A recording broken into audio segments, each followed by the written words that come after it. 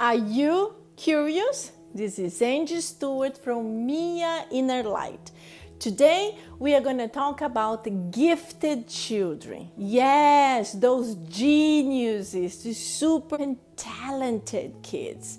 How is that possible? What causes them to be so smart or so talented at a very young age?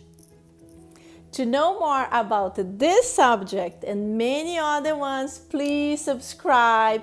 If you like it, click the like button and share with your friends and family. You will be helping us to spread the good news, but also to actually help our channel. So let's go. Science already proved to us that throughout the studies of the DNA, there are genes that are carried from the family, from the mother and the father to the kids. These genes, they actually form our physical bodies, but they also bring characteristics of health issues. That's why we can say, oh, this is hereditary. So there is no evidence that these genes can actually transmit to the kids characteristics related to intelligence, morality, or talent, artistic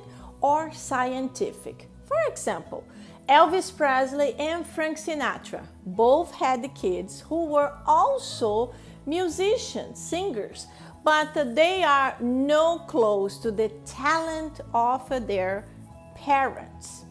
We have also doctors who actually did very good researches to help us to open our minds a little bit about gifted children. The first doctor is Dr. Raymond Moody. He is from Georgia. He is a physicist, he is a psychologist, and he's also a philosopher. And from a very young age, he started collecting stories about his friends and a professor who actually told him, I had a near-death experience, a NDE. He was very surprised, but he started writing everything he wrote about. Later on, he started creating like a research paper, making comparisons, making discrepancies, and writing everything. Later, he wrote a book called Life After Life. And in this book, he actually describes in details all his years of research. Extremely, extremely interesting. You should check it out. The other doctor is Dr. Ian Stevenson. He is from Canada. He's a Canadian American psychiatrist. And he used to work in Virginia University. He was a professor. And because of this, he started a huge work about reincarnation. Because of this work, he traveled all over the world and he cataloged over 1,000 cases of possibilities of reincarnation. The most famous cases he put in one book, and the book is this one. 20 cases of a suggestive reincarnation, Dr. Ian Stevenson. So you can see this book, it's very thick. So in this book, he writes this book in a very scientific way with all the details, how he met the subject, the little children, how the family dealt with that, what was the story. And you have to understand the children he studied were extremely young. Like I think the most young is 2 years old, and they had this amazing memory, usually until 7, 8, 9 years old, with full details of what they were in the past life, their names of family members, and many times how they died. One of the cases even said who killed him and helped the police to find the perpetrator. So it's not like a little bit of detail, it's extremely huge amount of detail. The other doctor is the doctor that substitute Dr. Ian Stevenson after his death. His name is Dr. Jimtucker. He is American, also works in University of Virginia, and he continued the work of Dr. Ian Stevenson. And he already cataloged more than 2,000 cases of suggestive reincarnation. He wrote a book called Life Before Life. So these are doctors that give us this idea of a possibility of a reincarnation. And then I come to Spiritism. Spiritism, or the Spiritist philosophy, is the philosophy that I studied for over 20 years. The base of Spiritism is reincarnation. Reincarnation is this idea, this understanding that this physical body here is Angela, and when Angela's body dies, Angela's spirit will leave and will go back to the womb of a woman that will be her mother, and the Angela spirit will be a baby and will be born again. In Spiritism, we do not believe reincarnating as animals or going inside the body of somebody else. No, we go back to be a little baby again. So when we reincarnate, we will bring back to this life all our characteristics, the good ones and also the more or less ones.